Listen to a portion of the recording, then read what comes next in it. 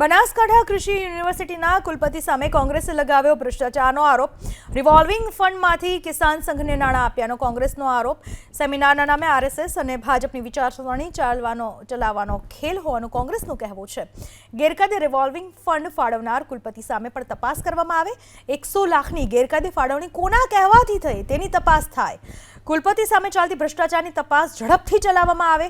કૃષિ યુનિવર્સિટી પોતાની કામગીરીથી દૂર ભાગી રહી છે। કિસાન સંઘના નામે થતા સેમિનારના નાણાં વેડફાટની તપાસ કરવામાં આવે એવી કોંગ્રેસે વાત કરી।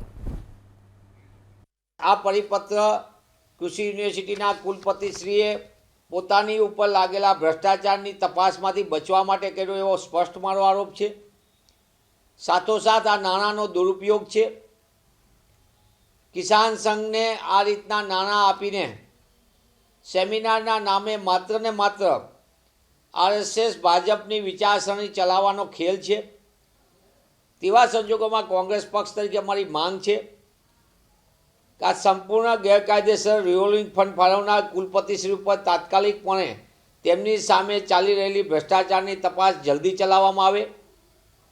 100 લાખ જેટલી રકમ જે ખેડૂતને ખેતીને અને યુનિવર્સિટીને શોધ સંશોધનમાં મજબૂત કરવા માટે રાખેલી એ રકમ ગેરકાયદેસર ફાળવણી કોના કહેવાથી કરવામાં આવે એની તપાસ કરવામાં આવે અને તાત્કાલિકપણે આરએસએસની સંસ્થા કિસાન સંઘના નામે આવા સેમિનારનું નામે જાહેર નાણાંનો દુરુપયોગ અને વેડફાટ ઉપર રોક લાગવી જોઈએ।